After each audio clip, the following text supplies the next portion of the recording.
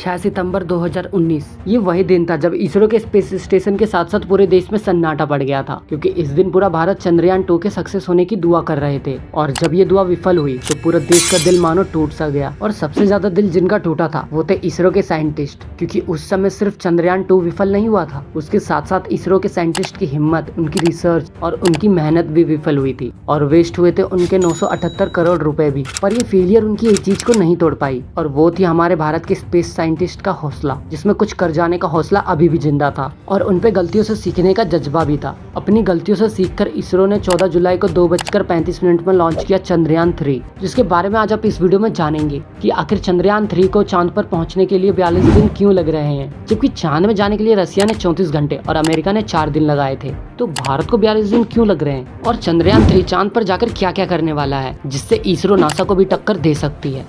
यह भीमकाय रॉकेट आसमान को चीरते हुए अपनी भयानक दहाड़ से चारों ओर कंपन उत्पन्न कर रहा है, जिसे हम यहाँ महसूस कर सकते हैं, और यही दहाड़ है जो वैज्ञानिकों को रोमांचित करती है।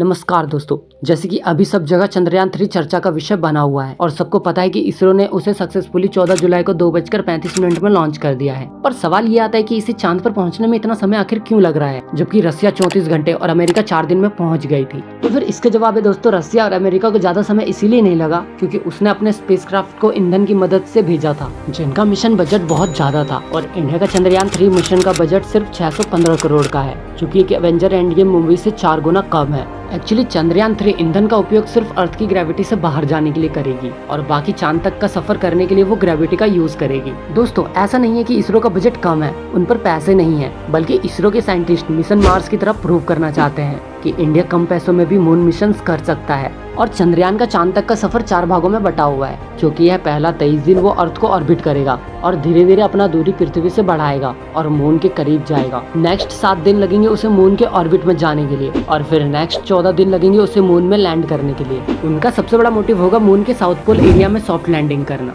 क्योंकि रसिया, अमेरिका और चाइना ने मून पर सॉफ्ट लैंडिंग तो करी है पर मून के साउथ पोल में नहीं। लेकिन जब 23 या 24 अगस्त को चंद्रयान 3 मून के साउथ पोल पर सॉफ्ट लैंड हो जाएगा, तब इंडिया मून के साउथ पोल पर लैंड करने वाला पहला देश और मून पर सॉफ्ट लैंडिंग करने वाला रसिया, अमेरिका और चाइना के बाद 4th कंट्री बन जाएगा जिसने मून पर सॉफ्ट लैंडिंग करी होगी। और अगर आप ये वीडियो 24 अगस्त के बाद देख रहे हो तो शायद हमें न्यूज आ जाए कि चंद्रयान 3 सेफली लैंड हो चुका है। बस मेरी तो भगवान से यही दुआ है कि इसरो के साइंटिस्ट के किए गए मेहनत सफल हो और भारत देश का नाम सबसे आगे रहे। नेक्स्ट 14 दिन लैंडर और रोवर चांद की स्टडी करेंगे। चांद पर पानी ढूंढने वाला भी कोई और नहीं, भारत था, पर मून पे पानी अभी तक और स्पेस एजेंसीज ढूंढ रही है। तो शायद हो सकता है कि मून के साउथ पोल में पानी हो, जिससे ढूंढने के बाद शायद से इसरो नासा को टक्कर देने लगे। पानी ढूंढने के अलावा भी ये लैंडर और रोवर चांद की जियोलॉजिकल स्टडी करेंगे, जिसमें चांद में पाए जाने वाले मेटल, उसकी जमीन और जमीन में पाए जाने वाले पदार्थ को वो एक्सप्लोर करेंगे, और साथ साथ चांद के सॉइल मतलब मिट्टी को भी स्टडी करेंगे, जिससे हम चांद के बारे में और डीपली थिंग्स जान पाएंगे।